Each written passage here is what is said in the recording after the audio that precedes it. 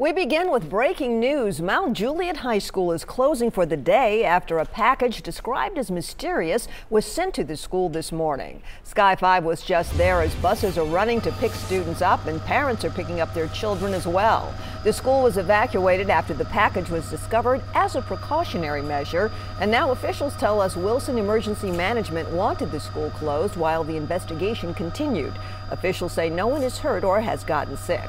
Students who cannot be picked up are being taken to Mount Juliet Middle School.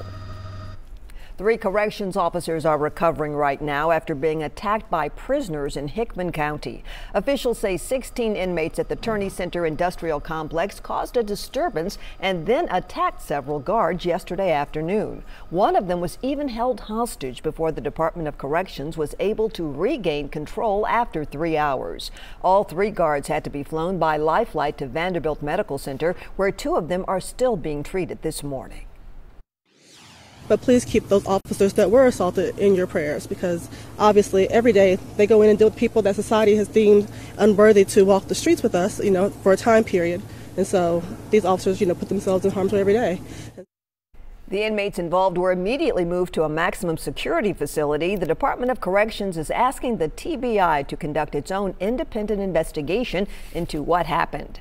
And the search continues for a suspected killer. Metro Police say Tyrone Dunlap shot a 21-year-old man to death over the weekend in East Nashville during an argument.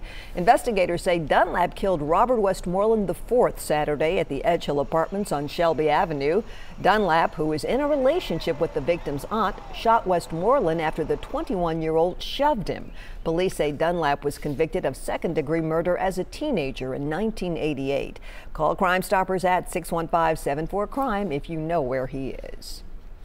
This week marks the 6th anniversary of Holly Bobo's disappearance. The nursing student disappeared from her home in Darden on April 13, 2011. She was last seen alive by her brother walking into the woods with a man wearing camouflage.